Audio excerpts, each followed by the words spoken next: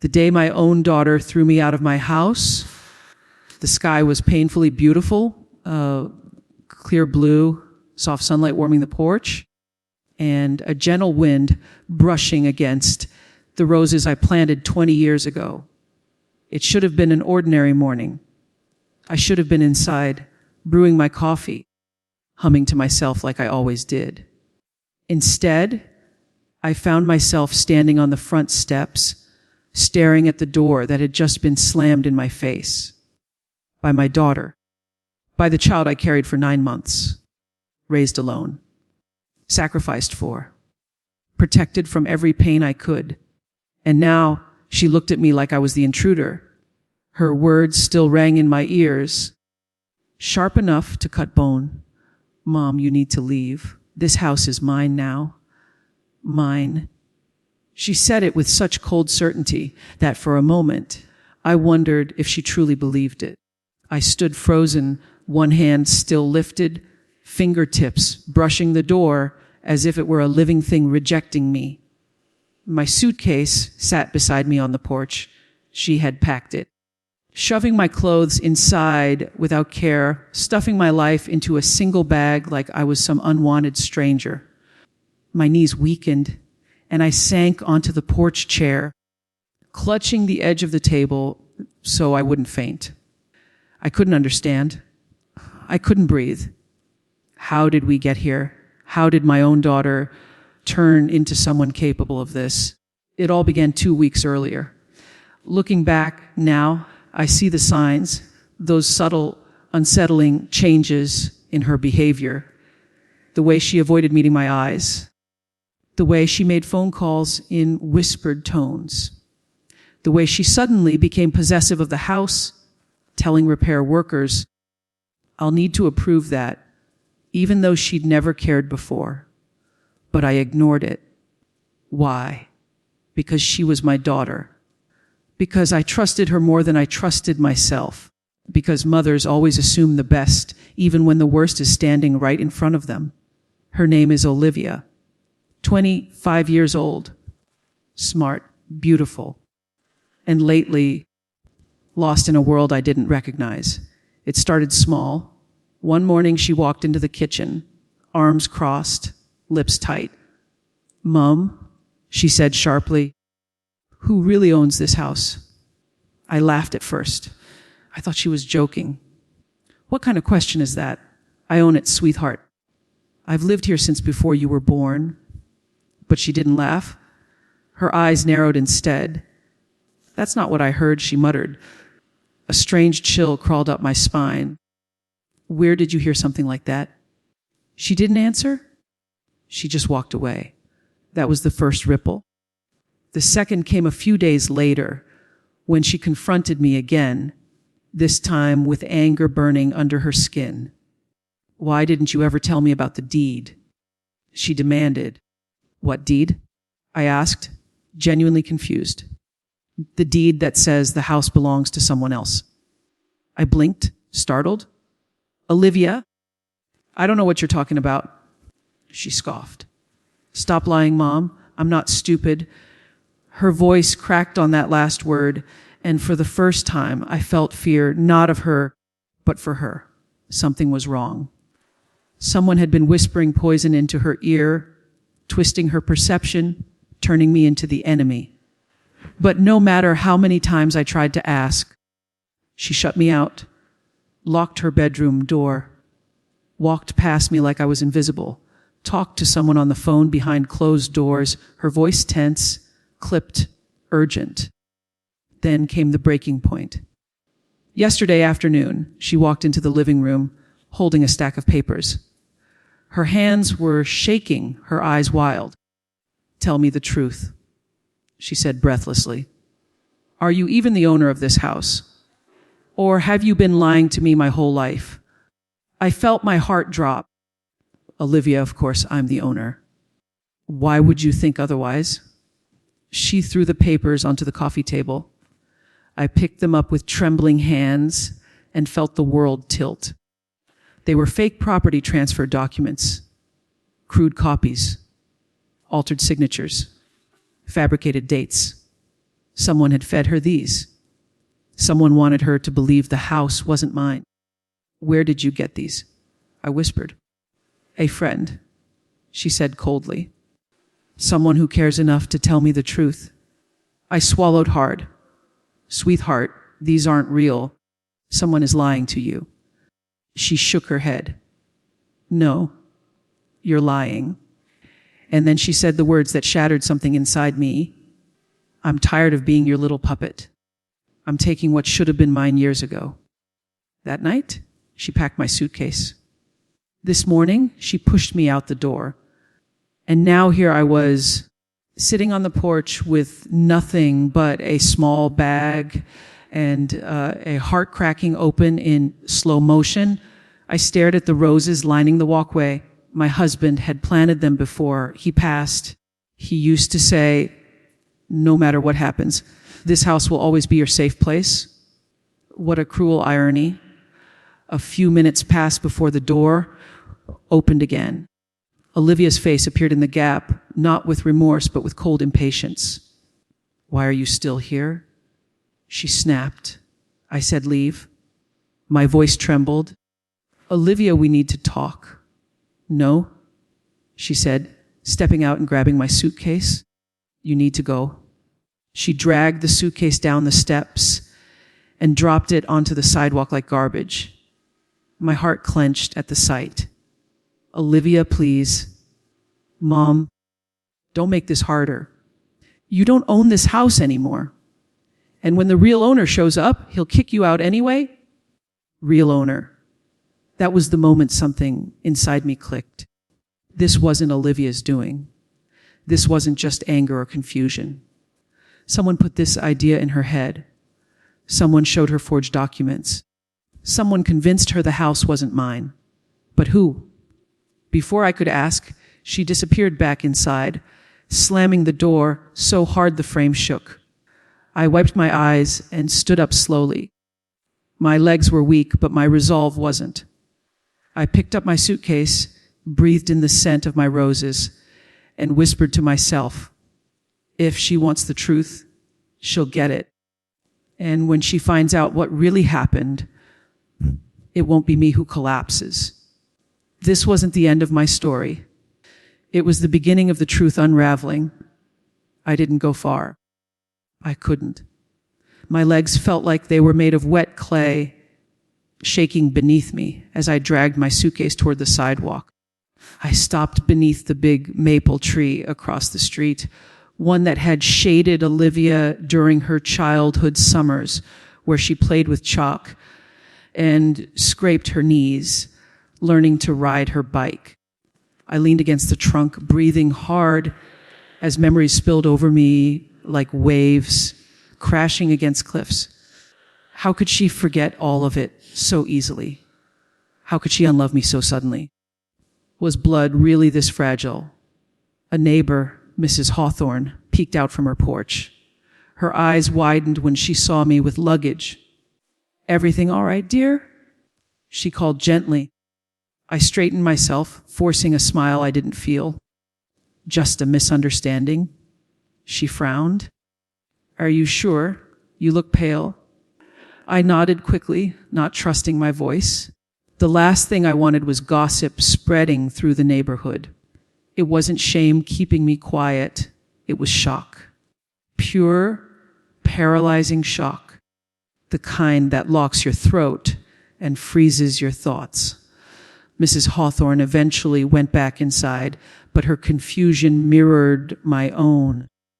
How did a loving daughter become an executioner overnight? How did a home become a battlefield? I sat down on a low stone ledge bordering the sidewalk and pulled out my phone. My hands trembled so badly I nearly dropped it. At first, I didn't know who to call. My sister, my friend Carla, the police, an attorney? Attorney? The word felt heavy, but also necessary. This wasn't a simple family argument. This was something engineered. Forged papers didn't appear out of thin air. Someone wanted my daughter against me. Someone wanted this house. I dialed Carla first, my best friend of 30 years. The phone rang twice before she answered. "Hey, girl, what's up?" Her voice was warm, cheerful.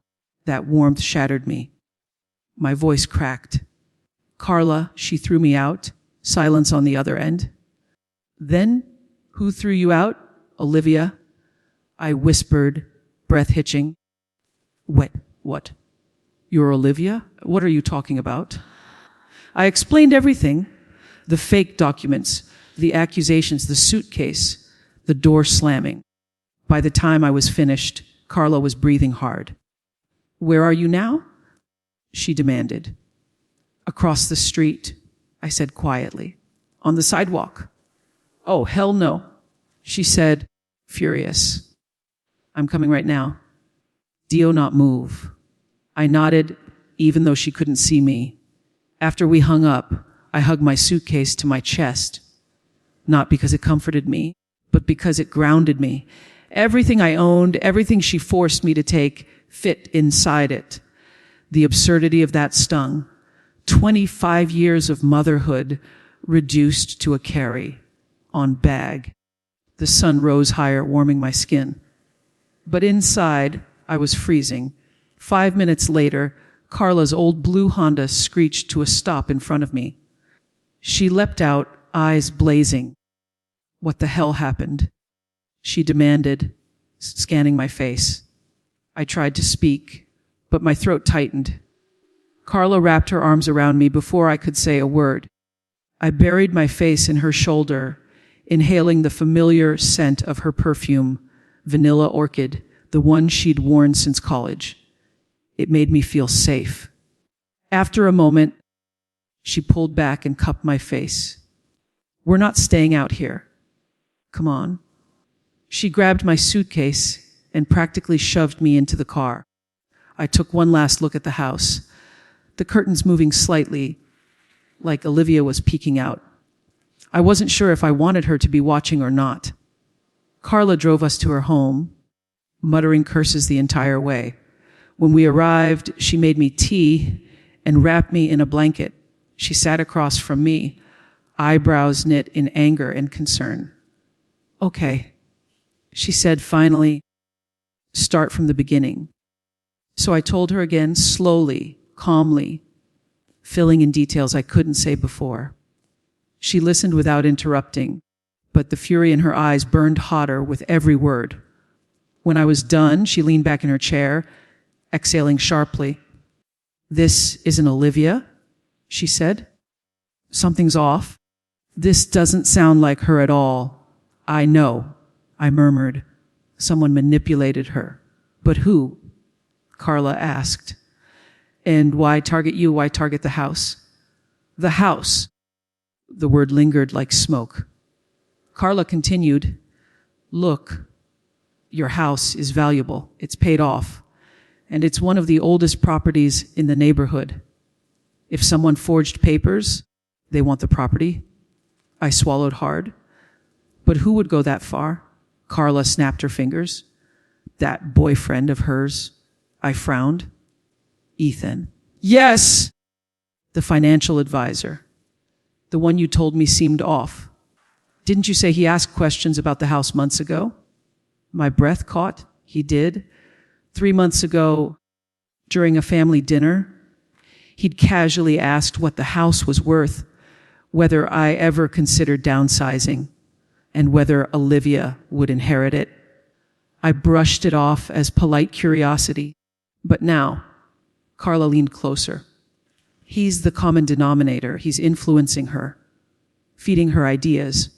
My heart pounded. "You really think he would?" "Yes," she said with certainty. "Especially if he's the one who created those fake documents." My stomach dropped. The more I thought about it, the more the pieces fit.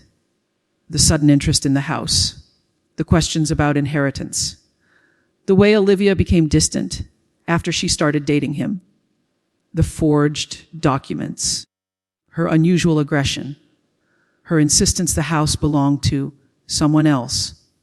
A cold realization wrapped around my spine. "He wants the house," I whispered. Carla nodded. "And he used your daughter to get it." The betrayal felt deeper now. Not just Olivia turning on me, but someone using her innocence like a weapon. Tears finally spilled over, but Carla grabbed my hand. "Don't break," she said sharply. "Not yet. We're going to find out the truth." I wiped my eyes. "How?"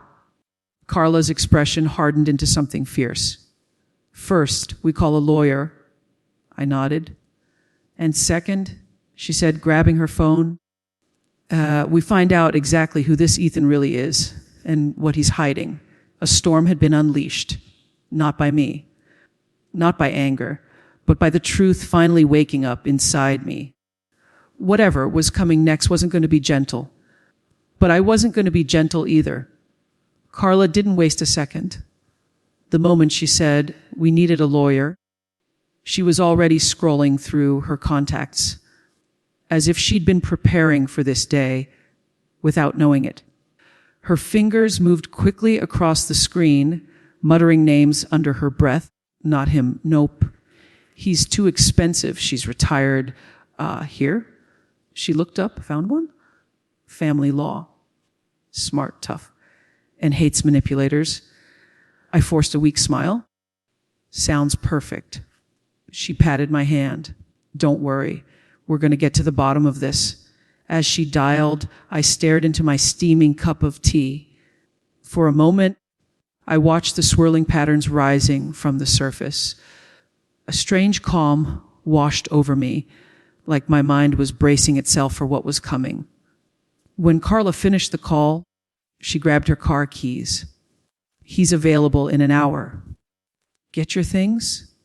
"My things?" I blinked. She pointed at my small suitcase by the door. "Bring the whole bag.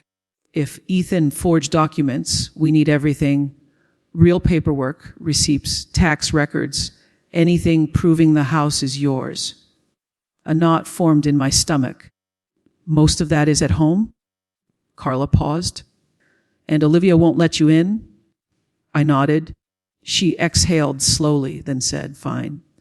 Then we'll go another way." I looked at her, confused. "What do you mean?" Carla grabbed her purse, eyes sharp. "We're going to the county records office." My breath hitched. Of course. Of course. The original deed.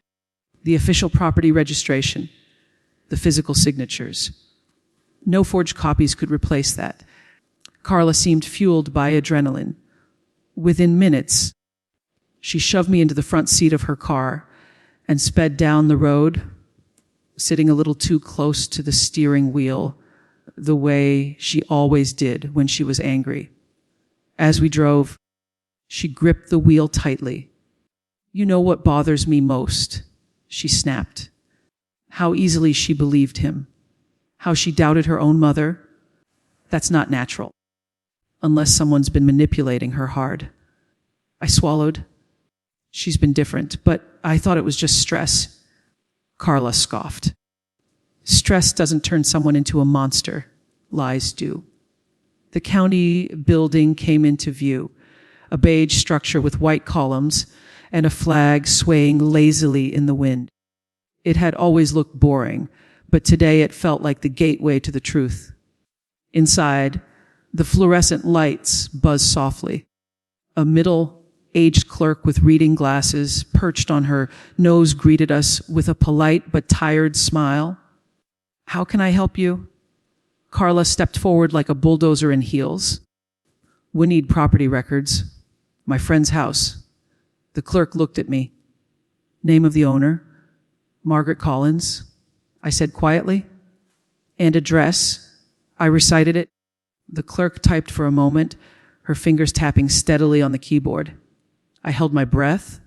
Then she frowned. Brows knitted. Head tilted slightly. Panic shot through me. "What's wrong?" I asked. She blinked back at the screen, puzzled. "Well, this is interesting." I felt my pulse pounding. "Your deed was accessed recently." My breath caught. "Accessed?" "Yes," she said, adjusting her glasses. "Someone came in 3 weeks ago requesting copies of the deed. They printed 2 certified copies. My heart dropped. 2 copies. 3 weeks ago, right around when Olivia started acting strange, Carla leaned forward, voice sharp. Who requested them? The clerk checked the file. A man named. My stomach tightened before she even finished the sentence. Ethan Moore. Carla slammed her hand on the counter. Knew it? I felt dizzy. My vision blurred for a moment. The clerk looked alarmed and slid a chair toward me. I sat down, clutching my chest. He accessed my deed. I whispered. He forged papers using real information. He planned this. Carla knelt beside me. This proves everything we suspected. The clerk printed out the visitation log and handed it to me. There it was in black and white, Ethan Moore, request. Certified deed copy, date 14 days ago. I stared at the paper until the words blurred into streaks. This wasn't an accident, not a misunderstanding, not confusion. This was a calculated act, a setup, a trap. Carla squeezed my arm. Let's get the real deed, the original. The clerk retrieved it from the records room. My hands trembled as she placed the thick envelope in front of me. I opened it carefully. Inside was the original deed, my signature, notarized, sealed, dated 19 years ago. Carla smiled triumphantly. Now we have proof. But I didn't smile. Trouble still churned in my chest. Carla, I whispered. Why would Ethan want the house so badly? Why go to this extreme? Carla sat beside me. Money. Control. Maybe he's in debt. Maybe he sees Olivia as his shortcut. I rubbed my temples. But why convince her to kick me out? Why not just come after me directly? Because, Carla said slowly, if Olivia believes the house isn't yours, she becomes the weapon. He stays clean. You become the villain. My stomach twisted painfully. He used my daughter. He poisoned her. He turned her against me. Carla exhaled. We need to tell the lawyer everything. We left the county office and drove straight to the attorney's firm. The building was sleek, glass walls, polished floors, the faint smell of lemon-scented cleaner. Inside, a tall man in a navy suit greeted us. Mrs. Collins. Yes, I rose to shake his hand. I'm Attorney Michael Harris. Please come into my office. We sat across from him at a wooden desk. Carla handed him the visitation log, copies of the forged documents, and the original deed. He scanned them, his face growing darker by the second. This, he said finally, is textbook real estate fraud. My heart dropped. Your daughter is being manipulated. He continued, but she's not the mastermind. This Ethan is intentionally creating false paperwork to gain control of your property. I swallowed, voice small. Can he succeed? No, the attorney said firmly. Not while you're alive, and certainly not with the original deed in your possession. Tears stung my eyes, not from sadness this time, but from relief. What do? I whispered. He leaned forward. You let me handle this legally. And you need to be careful. If Ethan is willing to manipulate your daughter and forge documents, he may escalate. A chill ran down my spine. Escalate how? His voice lowered. People who commit fraud rarely stop at one crime. Carla placed her hand on mine. You're safe with me. You're not going back there. I nodded, but dread still lingered, because while the truth was now on my side, Olivia didn't know it. And when she did, when she realized what Ethan did, it wouldn't be me who broke. It would be her. Carla didn't let me sit with the shock for long. As soon as we stepped outside the attorney's building, she guided me back into her car like I was made of glass. And maybe I was cracked, but not shattered. shaking but not broken. Not yet. Okay? Carla said as she buckled her seatbelt. Here's what we're doing. We go home, we breathe, we eat something, and then we call Olivia. She needs to hear the truth. My heart clenched. She won't believe me. Carla turned the ignition and looked at me, her expression firm. She will when we show her proof. Once she sees the real deed and the visitation log, she'll understand Ethan lied. I stared out the window as we pulled onto the main road. Trees blurred past us, and for a moment, I wondered how my life had changed so drastically in just a few days. How one man, one stranger, managed to dismantle everything I'd built with my daughter. I whispered, "What if she hates me?" Carla's voice softened. "Honey, she doesn't hate you. She's confused, manipulated, brainwashed, and in love with the wrong person. That's not the same as hate." I wanted to believe her. I really did. But the image of Olivia slamming the door in my face, her eyes cold, her voice sharp, her anger like a stranger's, it played in my mind like a cruel film loop. When we reached Carla's house, she made me eat something, toast, soup, and some herbal tea she swore helped restore emotional balance. The warmth helped, even if just a little. I sat on her couch, pulling the blanket around my shoulders as Carla paced in front of me. "We can't confront them at the house," she said, thinking aloud. "Ethan might be there, and if he forged documents once, he might try to twist things again." I nodded weakly. "We should call her." Carla stopped pacing. "Are you ready?" I wasn't. Not remotely. But I said yes. She dialed Olivia's number and put it on speaker. The phone rang twice, then my daughter answered. "Hi, Mom." Her voice was flat, guarded, already ready for a fight. Carla crossed her arms and mouthed, "Stay calm." "Olivia," I began softly, "we need to talk." "I don't have anything to say," she replied. "I do," I said firmly. "You're being lied to." A small, bitter laugh came through the phone. "By who?" "You?" "No," I whispered. "By Ethan?" Silence, a long one. Then she snapped, "Don't you dare drag him into this." Carla jumped in. "Olivia, listen. We went to the county recorder's office. Ethan accessed your mother's deed 2 weeks ago." Olivia's breath hitched. "What?" "It's on record." Carla continued. "He printed certified copies of the deed. That's how he made the fake documents you showed your mother." More silence. This one didn't feel angry. It felt stunned. "Olivia," I said gently, "we have proof. The real deed, the time-stamped log. Attorney Harris has copies. Ethan forged everything."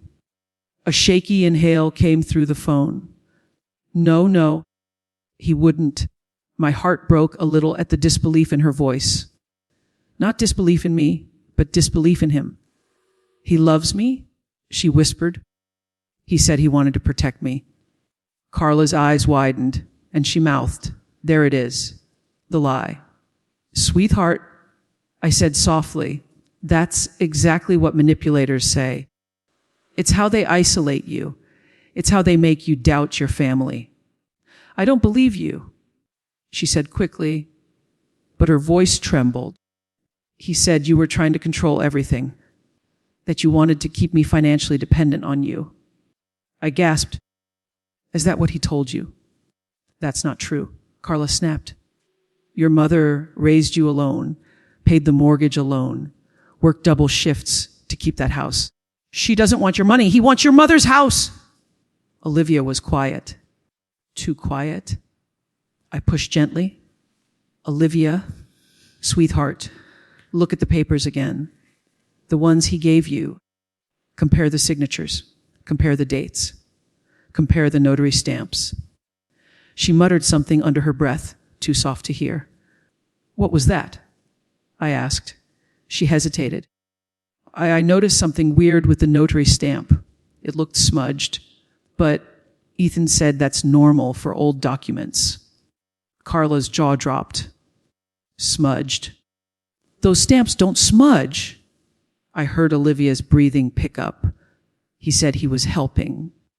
He said, you were hiding something from me. He said the house was supposed to be mine. My heart clenched painfully. Olivia, the house will be yours. One day. But not through lies. And not by throwing me out. Carla stepped closer to the phone. Olivia, think. Why would your mother lie about owning her own house? She raised you there. She has every receipt, every document, every tax payment. Olivia whispered. He said she faked those. Carla actually laughed, loud, sharp, disbelieving. Honey, your mother can barely operate her email. You think she's running a forgery operation? I shot Carla a look, but she shrugged unapologetically. Olivia didn't respond. I tried again. Sweetheart, please meet me. Away from him. Just us. So I can show you the real deed. She sounded torn. I don't know. Carla rolled her eyes dramatically and snatched the phone off speaker, pressing it to her ear. Olivia, she said in her most authoritative, mother, hen voice, if you don't meet your mother today, I swear I will drive to your house myself, drag you out by your ponytail, and sit you down in front of that deed. My eyes widened. Carla! She waved a dismissive hand. There was a stunned silence, then Olivia exhaled shakily. Okay. I nearly collapsed from relief. Where should we meet? She asked softly. The park, I said quickly. The one with the fountain. Neutral ground. Fine. 1 hour. She hung up. Carla placed the phone down slowly and exhaled. Thank God. But my hands still trembled. What if Ethan shows up? Carla's eyes narrowed, full of fire. Let him come. He can lie all he wants. But a lie stops working the moment the truth arrives. I clutched the deed to my chest. 1 hour. 1 chance. 1 meeting that could either save my relationship with my daughter or break it forever. I whispered, let her see the truth, please.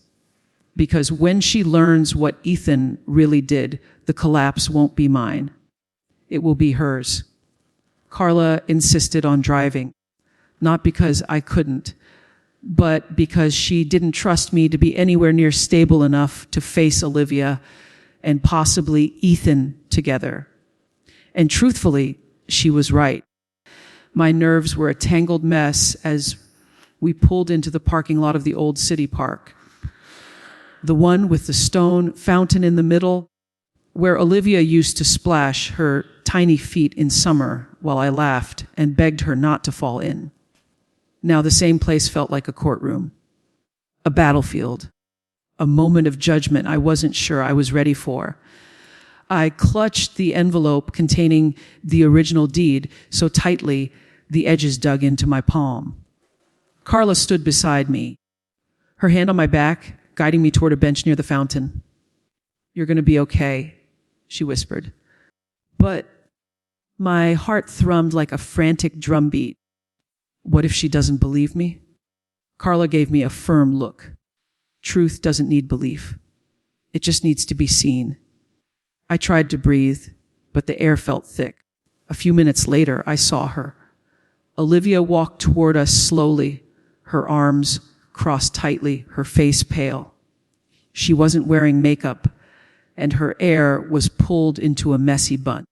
She looked tired, not angry, not sharp, just tired. My heart clenched painfully. When she reached us, she stopped a few feet away like she was afraid to get too close, or maybe ashamed.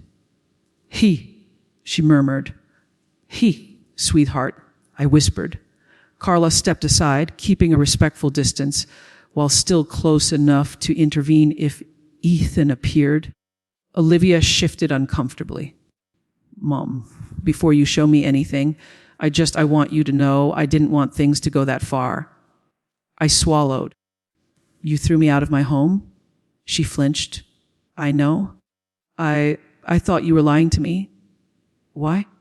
I asked softly. Why would you think that about your own mother? Her eyes glistened, but she blinked the tears away. Because Ethan said you forged documents. He said you were hiding something. He said the house was supposed to be mine, but you kept it from me. And when he showed me those papers, I panicked. I gently lifted the envelope in my hands. That's why we're here, I said. So you can see the truth. She swallowed hard. Okay. I opened the envelope, removed the original deed, and handed it to her. Her hands trembled as she unfolded it. Her eyes scanned the page again and again. I watched her pupils shrink, her mouth parting, her breath stuttering. She looked up at me, confused. This looks real. It is real, I said. But Ethan said, I pulled out the visitation log and handed it to her. This shows who accessed the deed recently, I said quietly. Look at the name. She stared at the page. Her face drained completely of color.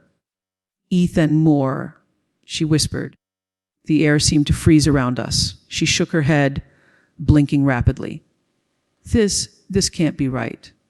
Why would he do this? I don't know. Sweetheart, I murmured gently. But it wasn't me who lied to you. Olivia's fingers loosened around the paper. It fluttered slightly in the breeze. For a moment, she looked like a child again, lost, scared, unsure. Then she whispered something I'll never forget. He told me you were trying to get rid of me. My breath caught. What? He said you didn't want me living there anymore. That you were planning to sell the house behind my back. Her voice cracked. I didn't want to believe him, but he sounded so sincere. And when he showed me the forged deed, I thought you betrayed me. She covered her mouth with her hand as a sob escaped. Carla stepped closer, speaking softly. Sweetheart, manipulators always sound sincere. That's their talent. Olivia squeezed her eyes shut. I feel so stupid. Don't say that, I said, immediately grabbing her hands. You trusted someone you loved. We all make that mistake at least once. She broke. Her knees buckled, and she collapsed onto the bench beside me, burying her face in her hands. I'm so sorry, Mom, she sobbed. I'm so sorry. I should have listened to you. I should have trusted you. I can't believe I wrapped my arms around her, pulling her into me like I had when she was little, and scraped her knee. You're my daughter, I whispered into her hair. And I love you. Nothing will ever change that. She clung to me, crying harder, not with the coldness from before, but with the raw pain of someone whose world had just shattered. After a long moment, she pulled away and wiped her face. I need to talk to him, she said shakily. I need to confront him, not alone. Carla warned quickly. A man who forges legal documents and manipulates you is not someone to meet by yourself. I'll be with her, I said gently. No, Carla insisted, her voice firm. We'll do this the safe way, in a public place. And you tell your lawyer? Olivia nodded slowly. Okay. But then something in her expression shifted. Fear. She leaned closer to me. Mom, there's something I didn't tell you. My heart pounded. What is it? She hesitated, then whispered, Ethan has keys to the house. Carla's face went white. He moved. Olivia nodded miserably. He asked for them months ago. He said he wanted to surprise me by fixing some things while I was at work. I didn't think anything of it. A cold chill crawled up my spine. Olivia, I whispered, my voice shaking. Has he been staying over when I'm asleep? She swallowed. Yes, sometimes. Carla pressed a hand to her forehead. Jesus. Olivia looked at me with horror. He said he just wanted to help. But now I'm scared. What if he's still there? Carla grabbed her phone. We're calling the attorney. Now? But Olivia suddenly froze, eyes widened, staring past us. I turned to look. A tall figure stood in the distance, watching us from behind a row of trees. Ethan. His gaze locked onto Olivia, and the smile that crept across his face was not the smile of a man in love. It was the smile of someone who knew his secrets were unraveling, and he wasn't planning to lose quietly. For a moment, none of us moved. Not me, not Carla, not Olivia. We just stood there, frozen, staring at Ethan as he watched us from the line of trees like a predator studying prey. His posture was casual, hands in his pockets, shoulders relaxed, but there was something in his eyes that made my stomach twist. A coldness, a calculation, a certainty that he was still in control. Olivia's breath hitched. Mom, he followed me. Carla lowered her voice. No, he was already here. A chill crawled up my spine. Ethan stepped forward slowly, almost lazily, as if he were taking a stroll instead of walking toward the people he had just deceived and manipulated. But every step felt like a warning. Olivia gripped my arm. What do we do? I squeezed her hand. We stay together. And we don't let him corner us. Carla whispered harshly, keep your phone ready to call 911. When Ethan finally reached us, he stopped about 5 feet away, close enough to intimidate, far enough to pretend he wasn't. His smile widened. Well, he said smoothly, this looks cozy. Olivia's voice trembled. Ethan, what are you doing here? Looking for you, he replied calmly. You left in a hurry? We had plans today, remember. His tone was light, almost playful, but there was something sharp hidden underneath it. He turned his eyes toward me, scanning me slowly, deliberately. Hello, Margaret. Hearing him say my name made my skin crawl. I straightened, forcing strength into my voice. We know what you did? Ethan raised an eyebrow. Oh, and what exactly did I do? Olivia stepped forward, anger flickering in her eyes. You forged documents. Ethan chuckled, actually chuckled, like this was all amusing to him. Oh, Liv, sweetheart, who put that nonsense in your head? She glared at him. I saw the real deed. And the record log. You accessed it. You printed certified copies. His jaw tightened, just for a moment, but then he recovered, plastering on another smooth smile. I did that for you, he said gently, so we'd know the truth. Carla barked a laugh. You liar. Ethan ignored her. His eyes stayed locked on Olivia, softening with practiced sincerity. You know I care about you.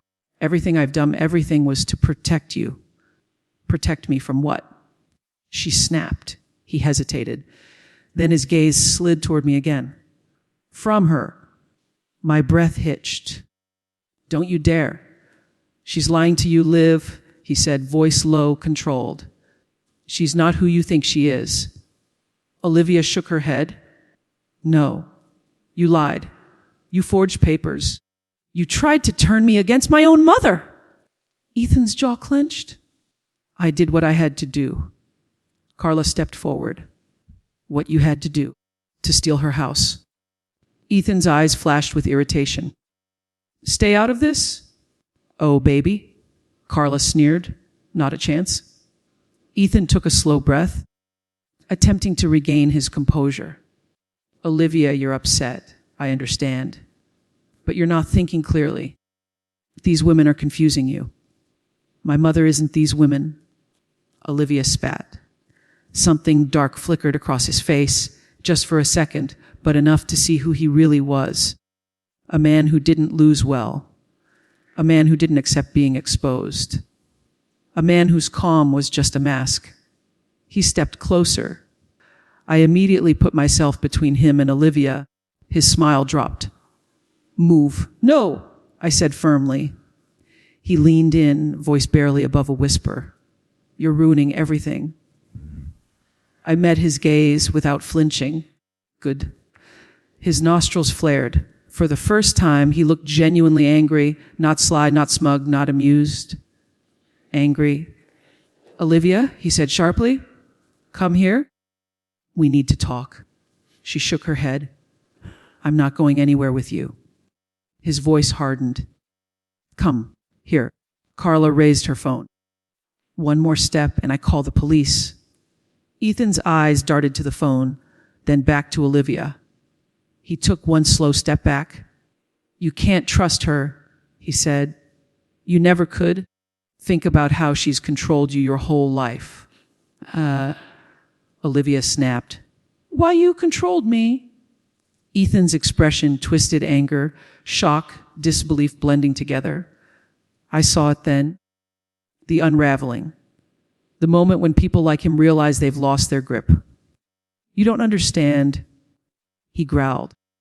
"I did all of this for us. There is no us anymore," Olivia said coldly. "We're done." Ethan froze. The words hit him harder than anything else. His jaw locked. His hands balled into fists at his sides. Then, in a quiet, venomous voice, he said, "You're making a mistake?" "That's my choice," she replied. He stared at her for a long, tense moment. Then his eyes shifted to me. "You did this," he whispered. And in his whisper was a threat. Carla took a step forward. "Leave. Now." Ethan glanced at her, then at the fountain, then back at Olivia. His expression twisted into something cold and calculating. "This isn't over," he said. And then he turned and walked away, slowly, deliberately, never taking his eyes off us, until he disappeared behind the trees again. Olivia let out a sob and collapsed against me. I wrapped my arms around her tightly as she shook in my embrace. "Oh God," she cried. "Mom, what have I done? I trusted him. I believed him. I threw you out. I hurt you." I stroked her hair. "You were manipulated. You were lied to. And you were vulnerable.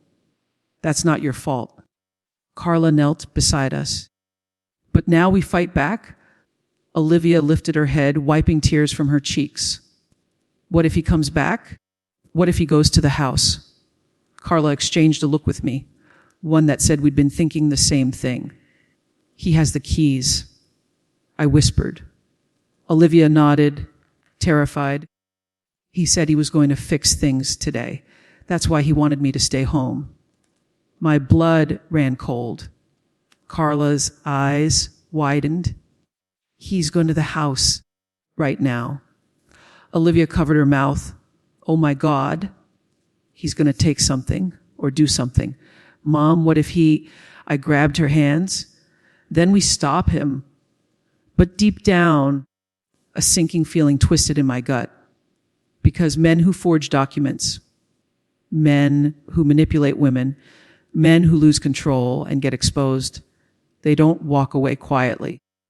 And whatever Ethan planned to do next wasn't going to be legal, wasn't going to be safe, wasn't going to be small.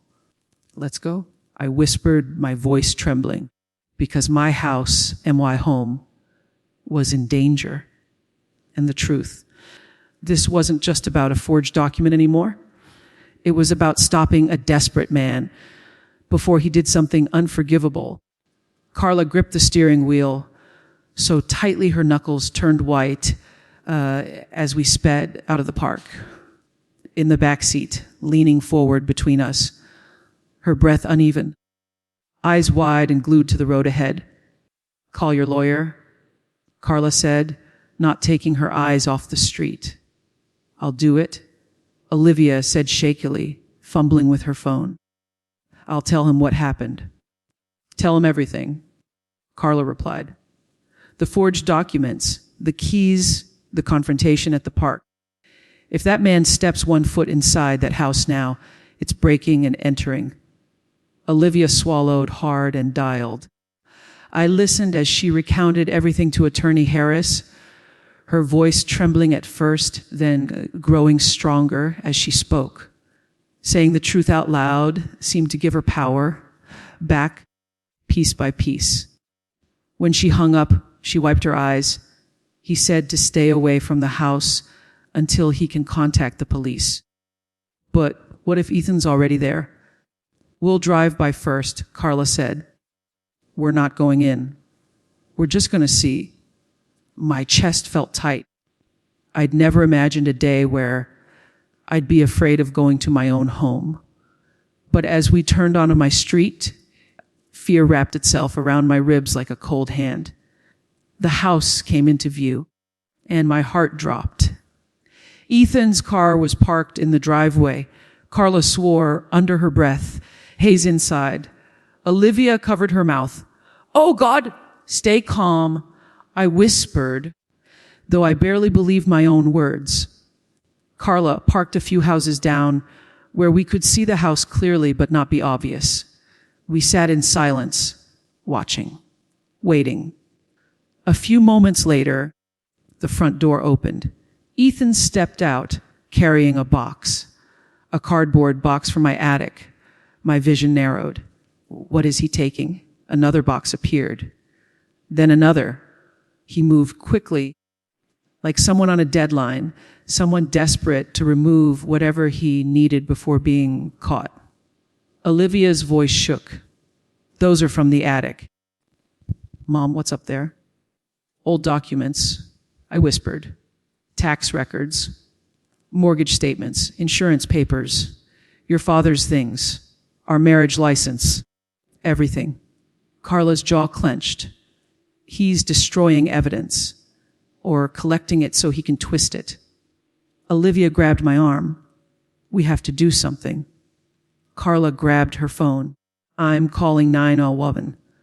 She dialed and spoke clearly, calmly, explaining the situation: suspected fraud, unauthorized entry, stolen documents, a man with keys who had no legal rights to the house. The operator asked a few questions, then assured us a patrol car was on the way. Olivia watched Ethan intensely, tears pooling in her eyes. I trusted him, she whispered. He ate at our table. He slept in that house. He kissed me, and all this time, I placed my hand over hers. He saw you as a ladder. That's all. A way to climb into something that didn't belong to him. Her voice cracked. Why are people like that allowed to exist? Carla exhaled, so that the rest of us learned to stop excusing red flags. A few minutes later, we heard the faint wail of sirens approaching. Ethan heard it too. He froze halfway between the front door and his car, box in his arms. His head turned, listening. Then his jaw tightened, and he hurried to the car, shoving the box into the back seat. Come on, come on, Olivia murmured, clutching her chest. 2 police cars turned onto the street, lights flashing. Ethan made a split-second decision. He jumped into the driver's seat and slammed the door. The patrol cars blocked him in before he could back out. Thank God, Carla muttered. We watched as 2 officers approached the vehicle cautiously. Ethan rolled his window down, putting on that same charming smile he'd used on my daughter. I couldn't hear what they said, but I could see his gestures, relaxed at first, then increasingly defensive. He pointed toward the house, then toward the officers, then toward the street, as if spinning a story from thin air. One officer motioned for him to step out of the car. He hesitated. Then he got out. The officer gestured toward the house, asking something. Ethan spread his arms, shrugging like everything was just a misunderstanding. Should we go over there? Olivia whispered. Carla shook her head. Not yet. Let them talk to him first. We sat in silence, watching the scene unfold. A second officer opened the box in Ethan's back seat, examining the contents. He pulled out a folder, flipped through it, and frowned. Another officer walked up to the front door and rang the bell. The door opened. I couldn't see Olivia's face from here, but I knew she was imagining herself standing there, having to explain how she had given a near stranger access to the house and thrown her own mother out. The officer spoke to whoever was inside, then pointed to Ethan. Moments later, the officer gestured for Ethan to turn around. Handcuffs clicked into place. I heard Olivia gasp. Her hand flew to her mouth. "They're arresting him," Carla said quietly. Ethan didn't struggle, didn't shout, didn't fight. He just watched. Not the officers, not the neighbors who had peeked through their curtains. He watched us. His eyes scanned the street, and when he found our car, his gaze locked onto mine. A slow, chilling smile spread across his face, as if to say, "This isn't over." Not by a long shot. I shivered. The officers put him in the back of the patrol car. Another officer collected the box from his trunk and the keys from his hand. They spoke briefly, then one of the officers walked toward our car. Carla rolled the window down halfway. "Are you Mrs. Collins?" the officer asked, looking at me. "Yes," I said, my voice unsteady. "We received your call," he said. "And we were also contacted by Attorney Harris. We've detained Mr. Ethan Moore for questioning regarding alleged fraud and unauthorized entry." Olivia swallowed. Did he say anything? The officer gave her a sympathetic look. "I claimed he had your permission to be there. But the situation is complicated. We'll need statements from both of you." "We'll cooperate fully," I said. He nodded. "We'll call you to the station later today. For now, I suggest you do not engage with him directly if he attempts to contact you." "What about the keys?" Carla asked. The officer held up a small evidence bag. "We have them. They'll be returned to you after processing." Relief washed over me so suddenly my knees nearly buckled. He handed me a card with a case number.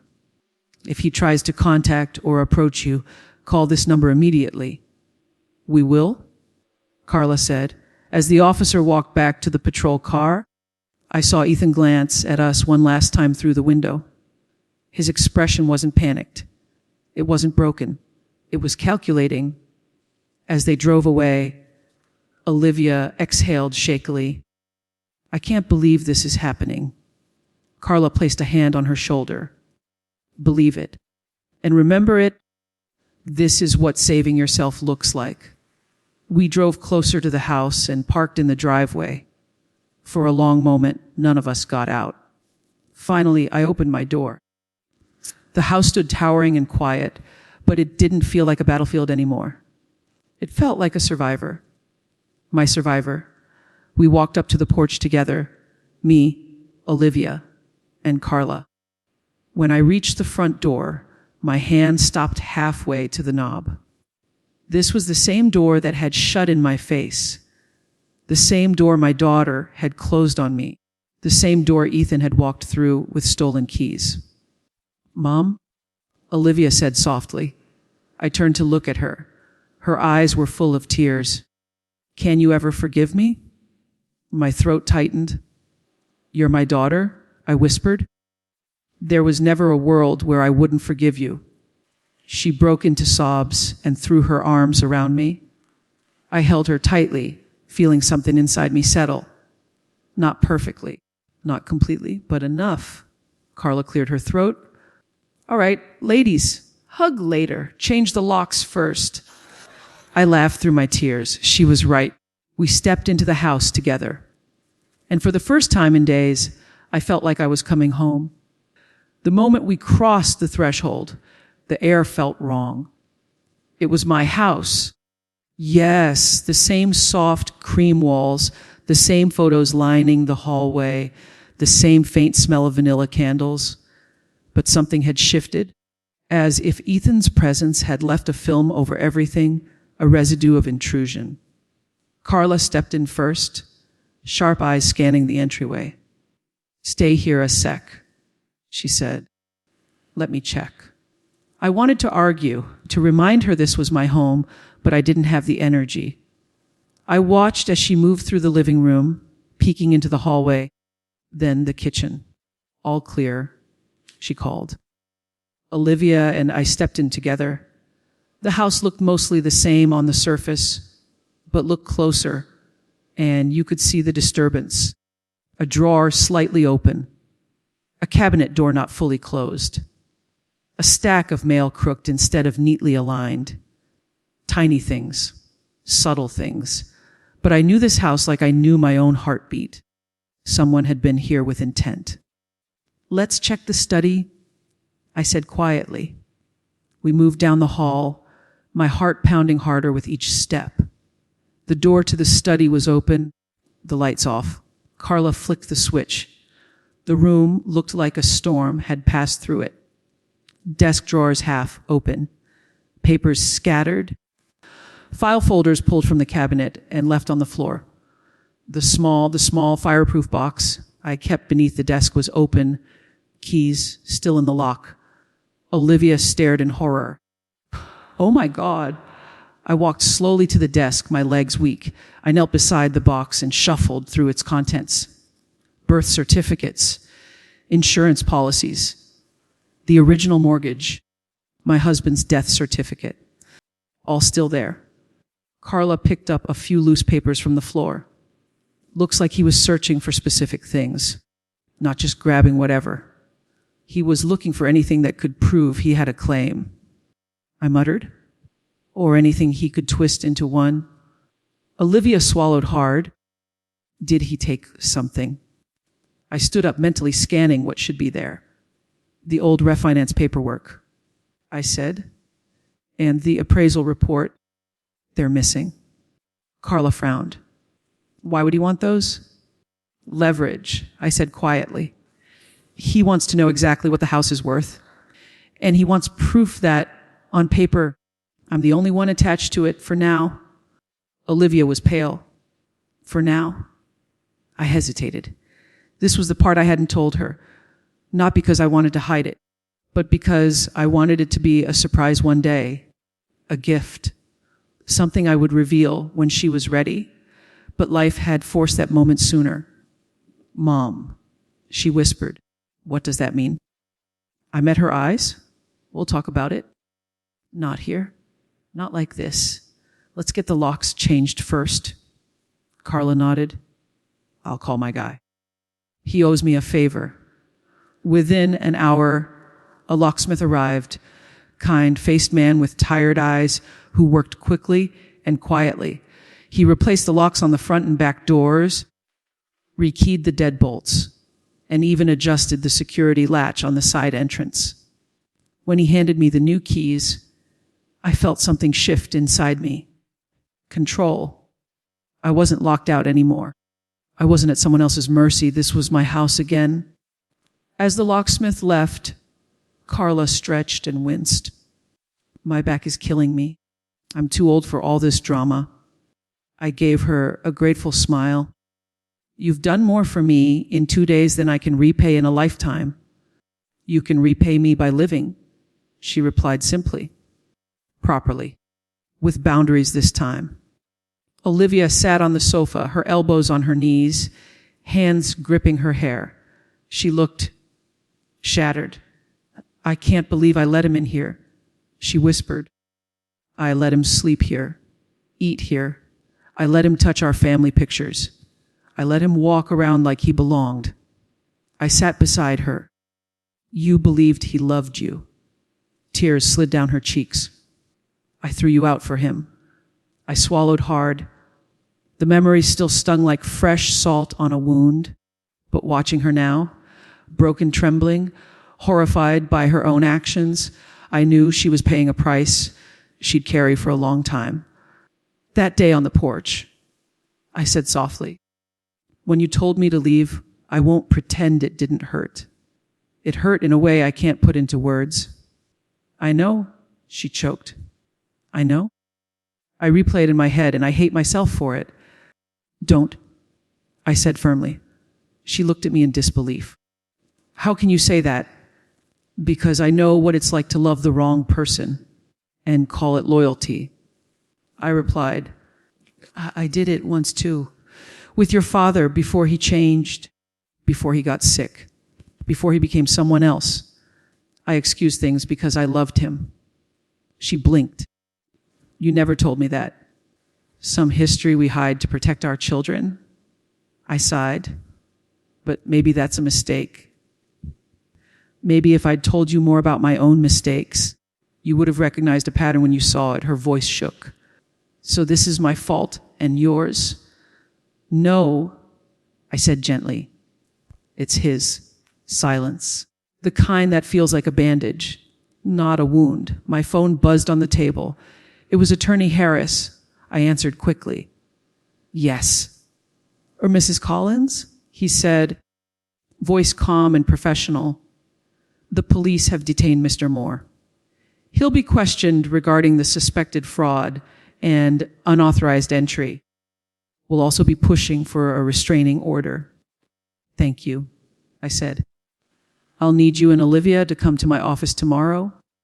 He continued, there are other things we need to go over, especially regarding the deed. My stomach tightened. The deed?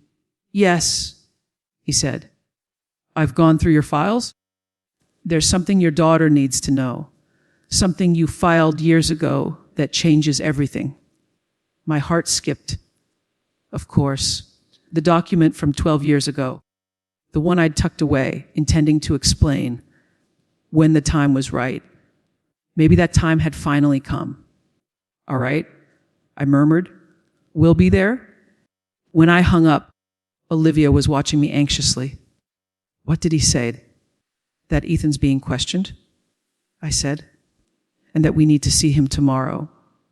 About, she asked. I exhaled slowly. About the house, about the deed, about something I should have told you a long time ago. Her brow furrowed. What do you mean? I looked around the living room, the framed photos, the worn rug, the curtains I sewed myself. This house wasn't just a structure. It was 25 years of scraped knees, late night talks, birthday parties, Christmas mornings, silent grief, and quiet joy. Olivia, I said softly, you've spent the last few days believing I was clinging to this house out of selfishness, that I refused to let go, that I wanted to control everything. She wiped her eyes. That's what he told me. I know, I replied. But the truth is, 12 years ago, after your father died, I filed something with our lawyer, a legal addendum to the deed. I didn't tell you because you were too young. Her eyes widened. What did you file? I hesitated. Then I said the words that had waited inside me for over a decade. A beneficiary deed. I whispered. Transfer on death. This house was always meant to be yours. Her lips parted. What? I've something happened to me. I continued, voice trembling. This house would transfer directly to you. No probate, no relatives, no contesting, no confusion. I made sure no one could ever take it from you. Tears filled her eyes again, different tears this time. Deeper, heavier. You did that? For me? I nodded. Because this house isn't just brick and wood. It's the only piece of safety I had to pass down. I wanted you to know that no matter what, you'd never be homeless. You'd never be without something that was truly yours. Her face crumpled. Olivia, I whispered, the only person who ever tried to take this house away from you wasn't me. Her voice broke into a sob. It was him. I took her hand, feeling her body shake as the realization sank in. And in that moment, I watched something inside my daughter collapse, not her strength, not her future, but her illusion. The illusion that the man she loved had been her savior, when in reality, the only person who'd protected her all along was the mother she almost threw away. Olivia didn't speak for a long time. She just sat there on the edge of the sofa, shoulders shaking, hands covering her face, as everything she had believed, the lies Ethan fed her, the anger she'd felt toward me, the guilt she carried, crashed into her all at once. I didn't rush her, didn't touch her, didn't tell her it was okay. Because sometimes, when the truth finally settles, it needs room to breathe, room to hurt, room to heal. Carla broke the silence first, standing near the window and watching the quiet street with suspicious eyes. "All right," she said gently. "We need a plan." Olivia sniffed, lifting her head. "A plan for what?" "For everything," Carla replied. "For the legal case, for the house, for your safety." "My safety?" Olivia frowned. Carla nodded. Men like Ethan don't give up control easily. Getting arrested won't magically make him disappear. Olivia's face paled. "You think he'll come back?" "I think he's angry," Carla said. "And angry manipulators can be unpredictable." I placed my hand on Olivia's back. "We're not going to let anything happen to you." She looked up at me with red, swollen eyes. "Mum, I don't deserve your protection after what I did." I cupped her face gently. "You're my child?" A mother doesn't stop protecting her child just because they got lost. She broke into tears again, burying her face against my shoulder. After a moment, she sat upright, wiping her cheeks. "Please tell me everything. I want to know everything I didn't know before. About the house, about the paperwork, about Dad."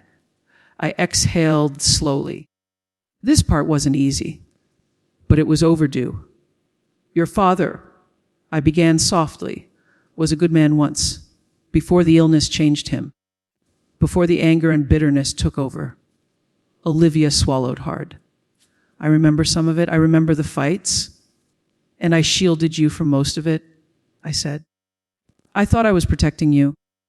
But maybe hiding too much of the truth made you vulnerable to someone like Ethan, someone who knows how to twist love into control."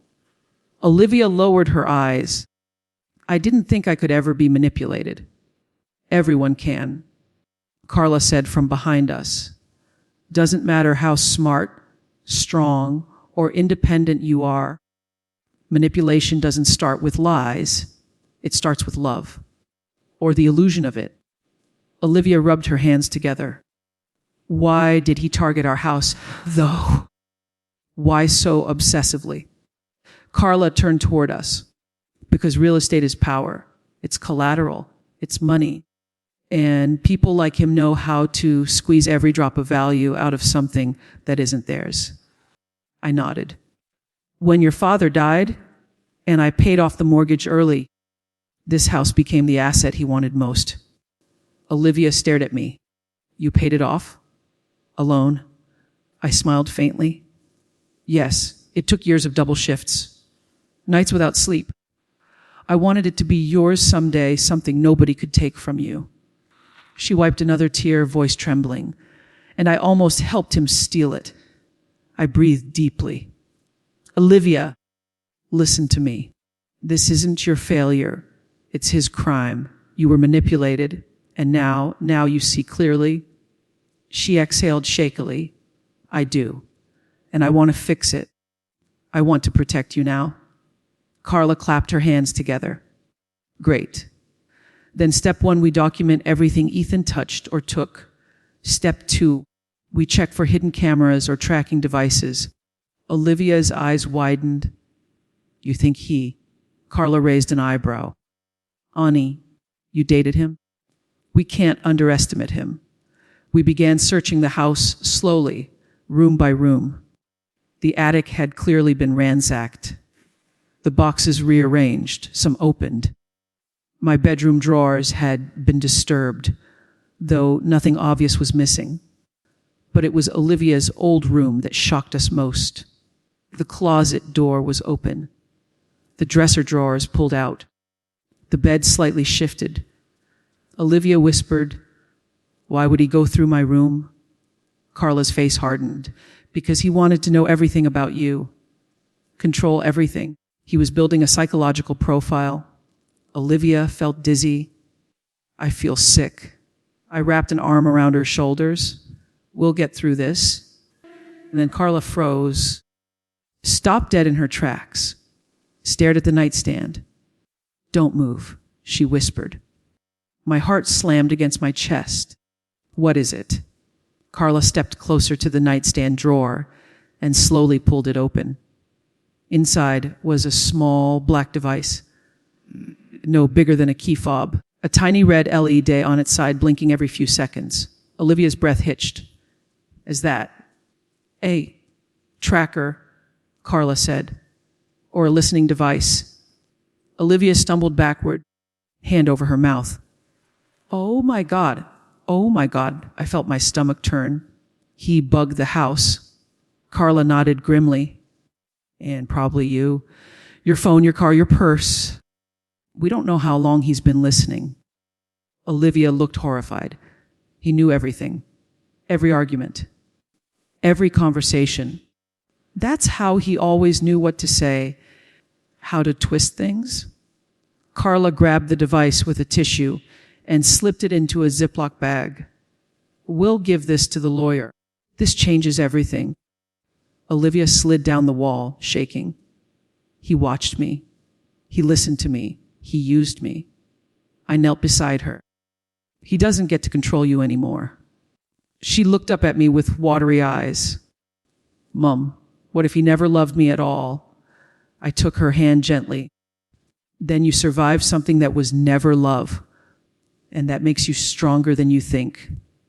She leaned her head on my shoulder, exhausted. Carla locked the device inside a metal bread box, her makeshift Faraday cage, then sat on the bed beside us. "We're not safe here tonight," she said quietly. I frowned. "What do you mean?" Carla crossed her arms. "That device wasn't put there casually. It was placed in a position where he could hear everything. That means he's been in this house alone more times than we realize. And since he's out on bail," she continued, "he's either watching or planning." Olivia shivered. "What do we do?" Carla looked between us. "We pack essentials," she said. "We go stay somewhere safe tonight, and tomorrow we start war." I nodded slowly. "Where will we go?" Olivia whispered. Carla smirked. "Somewhere he'll never think to look, my cousin Rhonda's place. That woman has a temper like a bull and hates men who breathe wrong. Ethan won't step within 50 feet. Despite everything, Olivia let out a small laugh through her tears. We gathered our things quickly. Clothes, documents, phones, chargers. Carl insisted we leave the house dark and exit through the back door. The street was quiet, but my mind played tricks on me. Every shadow felt like a person, every car engine like a threat. As we drove away, I looked back at the house through the window. My house. The place I built with years of sacrifice. The place I nearly lost. It stood silently in the darkness. But it wasn't the same anymore. Not until this nightmare ended. Not until Ethan was out of our lives for good. Rhonda's house was a fortress in the form of a home, iron gate, security cameras, floodlights bright enough to fry a mosquito midair. If anyone could keep Ethan away, it was Rhonda, who greeted us at the door holding a frying pan like a weapon. "You must be Olivia," she said, giving her a tight hug. "And you," she pointed the pan at me, "you're the woman who raised her. You did good, darling. Now get inside before I swing this at someone." Carla rolled her eyes. "Rhonda, put the pan down." Rhonda did not. But the warmth inside her home was comforting. It was filled with loud colors, red curtains, yellow cushions, framed photos of family everywhere. a stark contrast to the cold, violated feeling my house now carried. We settled into the living room, though none of us could fully relax. Not with the weight of tomorrow hanging over us. Olivia sat curled on the sofa, hugging her knees. I'm scared to sleep. Rhonda plopped beside her. Annie, if that man comes within breathing distance of this street, these cameras will pick him up before he blinks. And I'll knock him into next week. You're safe here. Carla made us tea, strong herbal, the kind she swore healed trauma. I wasn't convinced, but the warmth soothed my hands. Tomorrow, Carla said firmly, is about reclaiming your life, both of you. Olivia looked at me with nervous eyes. What's going to happen? I sighed. Attorney Harris will take everything we collected, the forged documents, the visitation logs, the tracker, and file for a restraining order. But we also need statements, clear, precise, and without fear. Rhonda cracked her knuckles. And if that lawyer tries anything slick, Rhonda? Carla groaned. We're dealing with courts, not street fights. Rhonda smirked. Court fights, street fights, same energy. Despite the tension, a small smile tugged at my lips. But later, when everyone began settling in for the night, Olivia came to my room, her eyes tired, her posture slouched. Mom? She whispered. Can we talk? I sat beside her on the bed. Of course. She stared at her hands. Do you hate me? My heart clenched. Sweetheart. No. I threw you out, she said quietly. I believed him. I let him convince me you were lying. I let him convince me you were the villain. I hurt you so much. I reached for her hand. Pain clouds judgment. Manipulation twists the truth. You weren't choosing him over me. You were choosing what you thought was safety. She choked back tears. But I should have known better. I shook my head. No. You should have been protected by the person who claimed to love you. Instead, he used you. Her tears spilled. I don't know how to forgive myself. I pulled her into my arms. Start by forgiving yourself for loving someone who fooled you. Loving the wrong person doesn't make you weak. Staying with them after the truth, that's what breaks people. But you left, you saw, you woke up. She hugged me tighter, trembling. I promise I'll never doubt you again. I whispered into her hair, good, because tomorrow everything changes. We barely slept. Every creak in the house made Olivia jump. Every passing car made my heart race. Trauma doesn't fade overnight. But morning came eventually, sunlight slipping through the blinds like a reminder that darkness always ends, even if it takes longer than we want. Attorney Harris's office was cool, polished, professional. He greeted us with a firm handshake and a warm expression. I reviewed everything last night. He said, guiding us into his office, and I must say, you acted in time. Olivia swallowed. Is he still in custody? No. He posted bail within hours. My stomach dropped. Olivia's eyes widened. Is already out. Yes, Harris said calmly. But that works in our favor.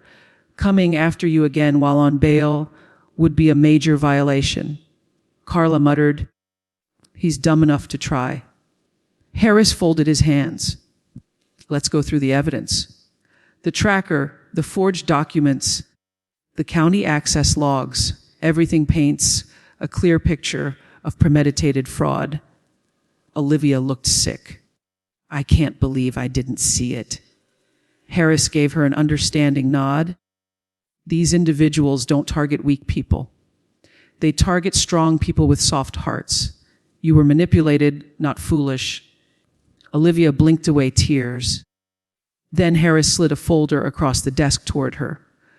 And now we need to discuss one more thing. Olivia opened it. Inside were the documents I'd filed all those years ago. Her breath caught. The transfer. On death deed. Harris nodded. It legally ensures the house goes to you upon your mother's passing. Ethan likely found references to it when snooping and believed he could twist the situation to his advantage. If he could remove your mother from the picture, figuratively or legally, he'd inherit everything through you. Olivia stared at him in horror. So he wasn't just stealing the house, he was stealing it through me. I placed a hand on her knee. He used your future as bait. Her voice cracked. I hate him. Harris adjusted his glasses. Hatred is understandable, but right now, clarity is more important. We will file the protective order today, and with your statements, we have grounds to pursue criminal charges. Olivia hesitated. Will I have to testify? Yes, Harris said gently. You're the key witness. Her eyes widened with fear. What if he tries something? Carla scooted forward in her chair. Honey, we've got Locke's cameras, Rhonda, the police, your lawyer, and your mother. He's outnumbered. Olivia almost laughed through her anxiety. Rhonda counts as security. She's better than half the police force, Carla muttered. Rhonda, who had insisted on waiting in the lobby, shouted from outside the door, DAMN, IGHTIAM. We all jumped. Harris chuckled softly. It appears you have a strong support system. Use it. Then his expression sobered. One more thing, he said. Ethan will likely reach out. Manipulators hate losing. They always try one last time. Olivia stiffened. I won't fall for it. No, Harris agreed. But he may escalate. Fear tactics, threats, emotional pressure. I felt my stomach twist. So what do? We stay ahead of him, Harry said. We file everything, we document everything, and we protect each other. Olivia nodded firmly. I'm ready. But the truth was, none of us were ready for what happened next. As we left the office and stepped into the hallway, my phone buzzed. A message from an unknown number. I opened it. My blood turned to ice. It was a photo of my house, taken minutes ago. And below it, 4 words that made my knees nearly buckle. You can't hide forever. Ethan, he was watching us. And he wasn't done, not even close. The hallway seemed to tilt beneath my feet.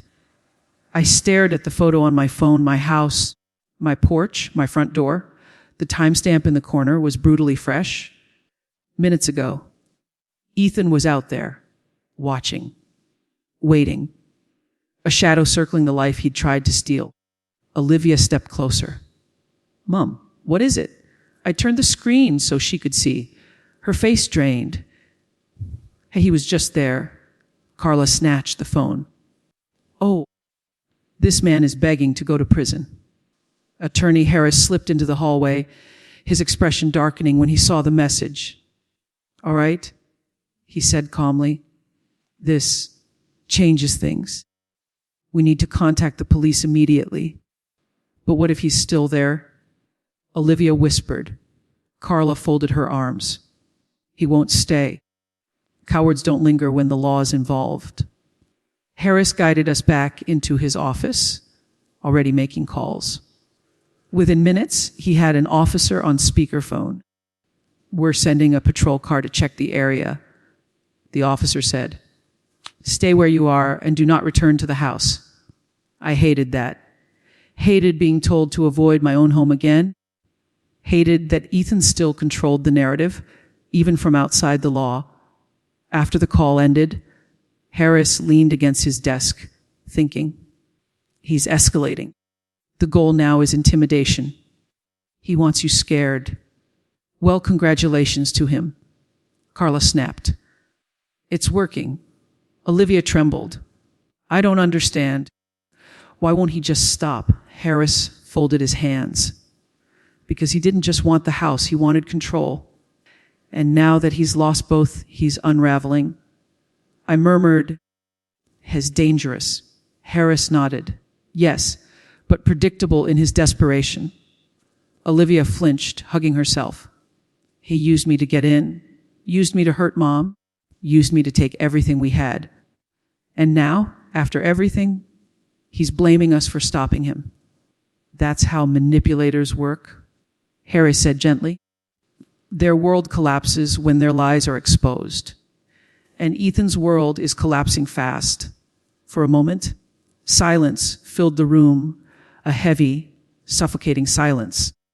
Then my phone buzzed again. I felt my pulse spike. Another message. Harris raised a hand. "Let me see it first." I handed him the phone with shaking fingers. He opened it carefully. Another photo, this one of Ethan's hand holding my mailbox key. And the message beneath, "You forgot something?" Olivia gasped. "He still has a key." Carla cursed under her breath. "We changed the locks, but not the mailbox." Harris handed my phone back. "He's taunting you. But now we have digital harassment, stalking, and contact after detainment. This helps build the case." Olivia swallowed. "Helps how?" Harris looked directly at her. "By ensuring he never walks near either of you again."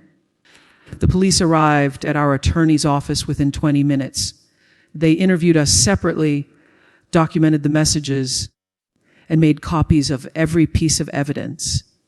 Olivia's hands shook as she spoke, but her voice never broke. For the first time since this nightmare began, I saw something shift inside her. Not fear, not guilt, but strength. That strength would carry her farther than she realized. When the officers finished, they assured us they'd patrol near my house for the next few days. They also told us something chilling. "There were footprints in your backyard," the officer said quietly. "Fresh ones, matching the direction of the image he took." Olivia's breath hitched. "He was right behind the house?" "Not inside," the officer added, "but close." Carla muttered, "Give me 5 minutes with him." But the officer continued, "We've issued an emergency protective order. If he approaches within 300 feet, he'll be arrested again." It wasn't perfect, but it was a start. We returned to Rhonda's house, exhausted. Carla made soup. Rhonda lit every lamp in the house to chase evil out. Olivia curled up against me on the couch like she used to when she was little. "Mom," she whispered. "Yes, sweetheart. When this is over, when he's finally gone, do you think we can fix everything?" I held her hand. "We already started fixing it." She blinked back tears. "I don't deserve." I squeezed her hand firmly. "Stop. You believe someone who lied professionally. That doesn't make you weak. It makes him cruel." Her voice wavered. "I almost let him take everything from you." "You didn't?" I said. "You're the reason he's being stopped now." She looked at me with eyes full of pain and love. "Thank you for not giving up on me." I kissed her forehead. A mother doesn't give up. The next morning, the call came. Attorney Harris phoned us with news. "They arrested Ethan again," he said. "Violation of bail terms and stalking. He won't be getting out this time, not with this much evidence." Olivia burst into tears, not of fear, but of relief. As for me, I exhaled a breath I'd been holding for days. Days of betrayal, days of heartbreak, days of fearing the worst. Finally, this chapter was closing. Later that afternoon, we returned to my house together. The police had cleared it. The sun shone warmly across the porch. I once stood outside, heartbroken and abandoned. But today, I wasn't alone. Olivia slipped her hand into mine.